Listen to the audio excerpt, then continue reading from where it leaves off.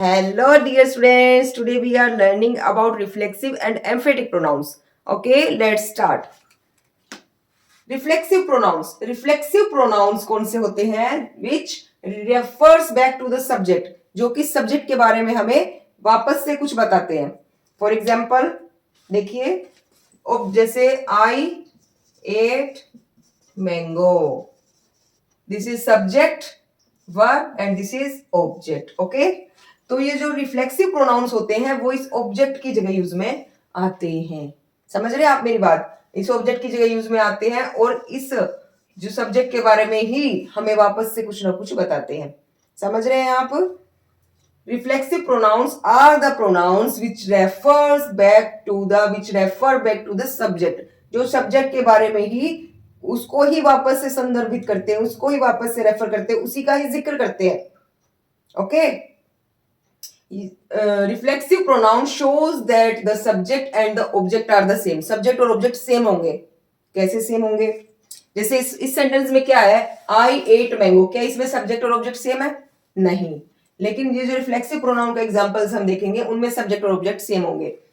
For example I hurt myself. I subject, verb क्या हो गया? हर्ट, और ऑब्जेक्ट क्या हुआ? My self.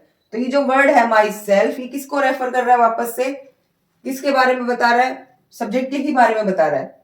ये जो सब्जेक्ट में जो इंसान है वही इंसान इधर है.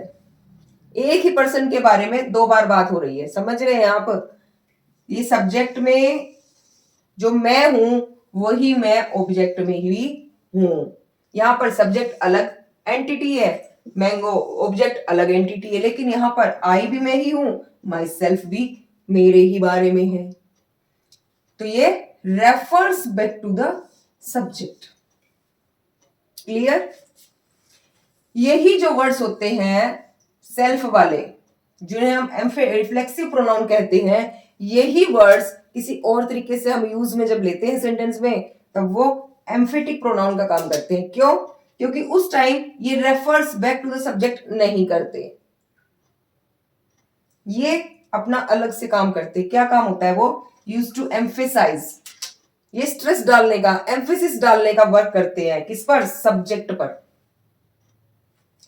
आई एट मैंगो, ऑब्जेक्ट अलग सब्जेक्ट अलग. आई हर्ट माई सेल्फ, सब्जेक्ट भी वही ऑब्जेक्ट भी इसी के ही बारे में है. जिस तरह से ऑब्जेक्ट यहां पर लगाए बिना अगर मैं यहां से मैंगो इरेज कर दूं, क्या इस सेंटेंस का मीनिंग रहेगा? नहीं. इसी तरह से अगर मैं यहां माई सेल्फ इरेज कर दूं तो यहां तो ऑब्जेक्ट की नीड तो है ना, कुछ ना कुछ तो हमको चाहिए. तो सेंटेंस अधूरा रहेगा इसके बिना. ये ऑब्जेक्ट का काम करेगा यहां पर.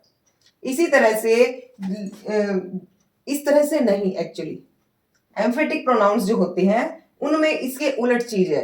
अगर हम इन वर्ड्स को हटा भी देंगे तो भी सेंटेंस की स्ट्रक्चर पर, सेंटेंस के मीनिंग पर कोई फर्क नहीं पड़ेगा. For example I my self completed the work. मैंने अपने आप काम किया. मैंने अपने आप अपना काम किया, मैंने खुद किया, मैंने स्वयं किया.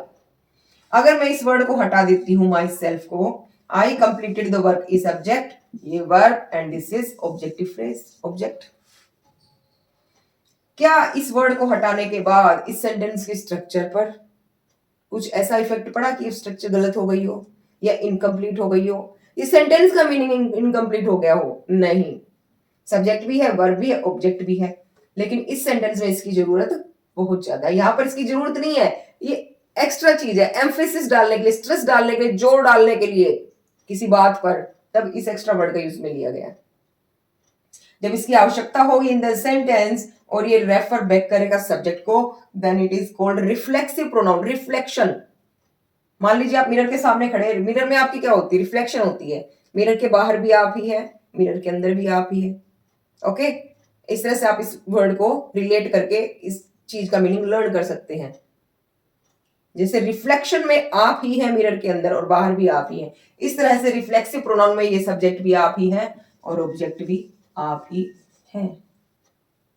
बट यहां एम्फेटिक, एम्फेसिस, इससे एक वर्ड बनता है एम्फेसिस. एम्फेसिस, एम्फेटिक, एम्फेसिस, जोर डालना, स्ट्रेस डालना, किसी बात पर जोर डालना कि मैंने ही किया. मैं इस बात को ऐसे भी तो बोल सकती थी, मैंने अपना वर्क करा. लेकिन मैंने बोला मैंने अपना वर्क खुद करा, जोर डालने की कोशिश की उस बात पर कि भाई किसी ने मेरी हेल्प नहीं की, मैंने खुद करा। तब उसके लिए हम यहाँ पर एक एक्स्ट्रा वर्ड यूज में लेते हैं, माई सेल्फ। ये सब्जेक्ट के कॉम्प्लीमेंट का काम कर सकता है, पूरक का काम कर सकता है, ठीक है, लेकिन ये ऑब्जेक्ट नहीं है और इसकी इतनी आवश्यकता नहीं है हमको कि हम इसके बिना की सेंटेंस ही ना लिख सके। Use to emphasize the subject, subject पर जोर डालने के लिए, या फिर ऑब्जेक्ट, ऑब्जेक्ट पर भी जोर डालने के लिए हो सकता है। ये सब्जेक्ट के साथ में या ऑब्जेक्ट के साथ में आ रहा है। Special importance to the subject, subject को स्पेशल इंपोर्टेंस दी जाती है, ओके। ऑब्जेक्ट को स्पेशल इंपोर्टेंस दी जाती है, यानी कि जो करने वाला होगा या जो चीज होगी उसको इंपोर्टेंस दी जाती है। ये जब हम एग्जांपल्स पढ़ेंगे तब हम ये चीजें क्लियर होती जाएंगी। रिफ्लेक्सिव और एम्फेटिक प्रोनाउंस जो है वो सेम टू सेम ही है, मतलब उनका जो रूप है, उनकी जो फॉर्म है, हमें सेम ही दिखाई देती है। सब में ही सेल्फ या फिर सेल्स, अगर वर्ड सिंगुलर है तो सेल्फ, वर्ड प्लूरल है तो सेल्स। सिंगुलर प्लूरल में हम पढ़ते हैं ना, एफ का plural VES, shelves shelves, thieves. उसी तरह से myself, ourselves, yourself, your singular है, योर सेल्फ प्लूरल है तो योर सेल्व्स। हिमसेल्फ क्योंकि सिंगुलर ही वर्ड है, herself, itself, but them is the plural word, so themselves. Now we are doing examples. She taught, subject, verb, object. She taught herself. वो अपने आप को पढ़ाती, क्या पढ़ाती? इंग्लिश। दो ऑब्जेक्ट है यहाँ पर, एक डायरेक्ट ऑब्जेक्ट, एक इनडायरेक्ट ऑब्जेक्ट। अगर मैं इस वर्ड को हटा दूं तो एक ही ऑब्जेक्ट रह जाएगा, she taught English, but to whom? वह इंग्लिश पढ़ाती है लेकिन किसको पढ़ाती है? समझ रहे हैं आप? तो सेंटेंस में इसकी जरूरत है। तो यहां पर ये हो गया हमारा reflexive pronoun. The cat cleaned itself, cat subject, verb, object, जरूरत है। रिफ्लेक्सिव प्रोनाउन, कैट भी वही है और इटसेल्फ वर्ड भी कैट के लिए ही है। वी प्रिपेयर्ड, वर्ब, आवरसेल्व्स, अपने आप, subject, verb, object, for exam, adverb, adverbial phrase या फिर प्रेपोजिशनल फ्रेज। तो आवरसेल्व्स ऑब्जेक्ट, तो यहां पर ये है reflexive pronoun. Next, I my self finish the work, I my self, क्या इस माई सेल्फ की हमको जरूरत है? नो, ये हमने एम्फेसिस डालने के लिए यूज में लिया है, subject, verb, object. Emphasis, emphatic pronoun. The principal himself, principal स्वयं, केम टू द क्लास, कक्षा में आए। क्या हमें हिमसेल्फ की इतनी आवश्यकता है कि उसके बिना हम सेंटेंस ही अधूरा हो जाएगा? नहीं। Emphatic pronoun. You yourself can do it, तुम स्वयं, emphatic pronoun. This pronoun is used in place of object, and this pronoun is used as an extra word to give the stress to object और subject, दोनों के साथ ही आ जाता है ये, okay. अब हम इनके डिफरेंसेस और इनकी सिमिलैरिटीज देखते हैं, जिससे ये चीज आपको बिल्कुल क्लियर हो जाएगी। Okay, now here are the similarities and differences between reflexive and emphatic pronouns. Okay, first of all we are learning about the similarities. क्या दोनों के अंदर similarities है, क्या दोनों में समानताएं हैं? पहली समानता सबसे बड़ी तो उनका रूप है, उनकी फॉर्म है कि उनके अंदर ये वर्ड आता है सेल्फ और सेल्व्स, सिंगुलर में सेल्फ, प्लूरल में सेल्व्स, सेम फॉर्म होती है, सेम रूप उनका होता है। फर्स्ट सिमिलैरिटी ये है रिफ्लेक्सिव की और एम्फेटिक प्रोनाउन की। देन सेकंड सिमिलैरिटीज क्या होती है? Refer to the subject, subject को वो रेफर करते हैं, यानी कि सब्जेक्ट के बारे में कुछ ना कुछ बताते हैं, वापस से उसी की तरफ जाते हैं, ठीक है। लेकिन इनमें एक डिफरेंस क्या हो जाता है कि ये तो जरूरी होता है और ये जरूरी नहीं होता, क्योंकि ये ऑब्जेक्ट का काम करता है, तो बगैर ऑब्जेक्ट के सेंटेंस अधूरा सा लगता है कभी कभी, वो सिचुएशंस के अकॉर्डिंग है।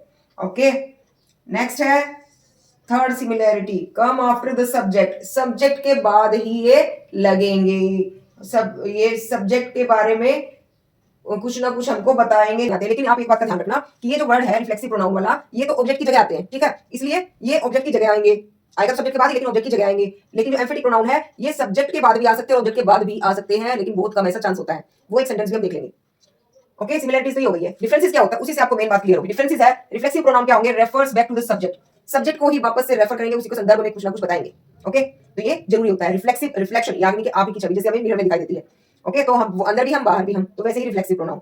ओके, नेक्स्ट इसका emphatic pronoun gives emphasis to the subject, ये सब्जेक्ट पर या फिर ऑब्जेक्ट पे कभी एम्फेसिस डालने के काम आता है, और ये उन्हीं नाउन्स के बाद में, या सब्जेक्ट के नाउन के बाद आएगा या ऑब्जेक्ट के नाउन के बाद आएगा। ओके, और उसके बारे में कुछ ना कुछ बताएगा, या सब्जेक्ट के प्रोनाउन के बाद आएगा या ऑब्जेक्ट के प्रोनाउन के बाद आएगा, और उसके ऊपर जोर डालेगा उसकी बात पर। ठीक है, नेसेसरी फॉर द मीनिंग, इसके बिना मीनिंग जो होगा वो सेंटेंस का अधूरा होगा। आप इस वर्ड को ना सेंटेंस में से हटा के देख लेना, आपको यूं लगेगा कि जैसे मीनिंग अधूरा हो गया है, क्योंकि इन सेंटेंसेस के अंदर जो वर्ड्स होती हैं वो ऑब्जेक्ट लेंगी ही लेंगी, और इसमें only gives stress not necessary, ये सिर्फ स्ट्रेस डालने के काम आता है। इसको आप सेंटेंस से हटा के देंगे ना एम्फेटिक प्रोनाउन को, तो फर्क नहीं पड़ेगा। पहचान क्या है, ट्रिक क्या है इस चीज की, कि दोनों में ये यहाँ पर इस सेंटेंस के अंदर जो ये वर्ड यूज में आया है, क्या ये रिफ्लेक्सिव प्रोनाउन है या ये एम्फेटिक प्रोनाउन है, इसको हम पहचानेंगे कैसे। इसकी एकमात्र और सबसे बढ़िया ट्रिक क्या है, रिमूव द वर्ड, आप वर्ड को हटा दो, सेंटेंस में से वर्ड को हटा दो। अगर वर्ड का फिर सेंटेंस का जो मीनिंग है वो इनकम्प्लीट रहता है, हमें जरूरत होती है और नॉलेज की, लेकिन वो सेंटेंस के अंदर नहीं मिलती, देन वो रिफ्लेक्सिव प्रोनाउन है, क्योंकि वो ऑब्जेक्ट की जगह यूज में आ रहा है। ये किसकी जगह काम आता है, ऑब्जेक्ट की जगह, समझ रहे, ये ऑब्जेक्ट की जगह काम नहीं आता। बट अगर वर्ड रिमूव करने के बाद मीनिंग कंप्लीट ही रहता है, क्योंकि भाई एक्स्ट्रा बात की हमें कभी कभी आवश्यकता नहीं होती कि भाई उसके लिए सेंटेंस इनकम्प्लीट ही होगा, नहीं, तो ये एम्फेटिक प्रोनाउन होगा। ये सिर्फ जोर देने के लिए काम आता है, और ये काम उसी पर वापस रहता है, काम यानी कि कर्म, यानी कि ऑब्जेक्ट, यानी कि ऑब्जेक्ट भी वही होगा और सब्जेक्ट भी वही होगा। For example she hurt, she आपका सब्जेक्ट, हर्ट आपकी वर्ड, और ये क्या है, ऑब्जेक्ट, तो ऑब्जेक्ट वापस से इसी पर आ रहा है। Then reflexive pronoun, okay, she subject, herself, हम इसको सब्जेक्ट मानेंगे ऑब्जेक्ट मानेंगे, हम इसको कुछ भी नहीं मान सकते यहाँ पर, ना सब्जेक्ट ना ऑब्जेक्ट, तो ये हमारा एक्स्ट्रा वर्ड है, एम्फेसिस डालने के काम आ रहा है। ये देखिए वर्ड, ये रहा आपका ऑब्जेक्ट, तो ये हर सेल्फ वर्ड यहाँ है, हर सेल्फ वर्ड यहाँ, लेकिन यहाँ पर ये ऑब्जेक्ट की जगह है, इसलिए ये रिफ्लेक्सिव प्रोनाउन है। बट यहाँ पर ये ना तो ऑब्जेक्ट की जगह है, ना सब्जेक्ट की जगह है, ना किसी की जगह है, ये तो बस स्ट्रेस डालने का काम आया, एक्स्ट्रा वर्ड है, तो ये यहाँ पर क्या हो गया हमारा emphatic pronoun. Are you getting my point? आप इस वर्ड को हटा दो। शी हर्ट व्हाइल प्लेइंग, उसके खेलते समय चोट लगा ली, किसको लगा ली? She herself clean the room, उसने रूम साफ करा, हर सेल्फ हटा दो, शी क्लीन द रूम, उसने रूम साफ करा, इसमें मीनिंग कंप्लीट है, बट इसे हमें इस सेंटेंस में हमें कुछ ना कुछ ऑब्जेक्ट की आवश्यकता पड़ रही है। कि चोट लगा ली, किसको लगा ली? उसको बताइए, खुद को लगाई, किसी को लगाई? तो ये यहाँ पर जब जरूरत पड़ रही है तो रिफ्लेक्सिव प्रोनाउन है, और जब जरूरत नहीं है, मीनिंग कंप्लीट है, तो एम्फेटिक प्रोनाउन है। भाई एम्फेसिस डाल रहा है, आप इन वर्ड्स के, ये जो वर्ड्स हैं, इन वर्ड्स से ही आप इनको समझ के और आप इनको रट के और आप इनको समझ के लर्न कर सकते हैं। रिफ्लेक्शन, मिरर में जैसे रिफ्लेक्शन होती है, अंदर भी हम बाहर भी हम, हमारे बारे में बात हो रही है, और ये ऑब्जेक्ट की जगह काम आता है रिफ्लेक्सिव प्रोनाउन, तो भाई ये नेसेसरी होगा सब sentence. Emphatic, emphasis, emphatic, emphasis emphasize करने का मीनिंग क्या है? स्ट्रेस डालना, जोर डालना, तो इसकी हमें आवश्यकता नहीं, सिर्फ जोर डालने के लिए, अपनी बात पर जोर डालने के लिए इसको यूज लेते हैं। I subject taught verb my self, मैं खुद को पढ़ाती हूँ, क्या पढ़ाती हूँ? इंग्लिश, तो ये ऑब्जेक्ट हो गया, यानी कि reflexive pronoun. I my self, ये एक्स्ट्रा वर्ड है, टॉट आपकी वर्ब है, द स्टूडेंट्स को पढ़ाती हूँ इंग्लिश। अगर मैं इस वर्ड को हटा दूं, I taught the students English, मैं स्टूडेंट्स को इंग्लिश पढ़ाती हूं, सेंटेंस का मीनिंग कंप्लीट है। तो ये हो गया आपका सेंटेंस का मीनिंग कंप्लीट है, तो एम्फेटिक प्रोनाउन। और सेंटेंस का मीनिंग इनका, आई टॉट डैश इंग्लिश, मैं इंग्लिश पढ़ाती हूं, किसको पढ़ाते हो? ये तो इनडायरेक्ट ऑब्जेक्ट है, डायरेक्ट ऑब्जेक्ट तो बताइए किसको पढ़ाते हो। तो यहाँ पर ये कौन सा प्रोनाउन आ जाएगा आपका? रिफ्लेक्सिव। अब ये जो प्रोनाउन है ये ऑब्जेक्ट की जगह काम आता है, इसमें आ गया जैसे आई टॉट, ये object, myself, she hurt herself, ये ऑब्जेक्ट, हिम, ओके, ऑब्जेक्ट की जगह काम आया तो emphatic, sorry reflexive pronoun, object की जगह काम आया तो रिफ्लेक्सिव प्रोनाउन। ये दो सेंटेंस गए, बचा सेकंड वाला और थर्ड वाला, सॉरी फोर्थ वाला।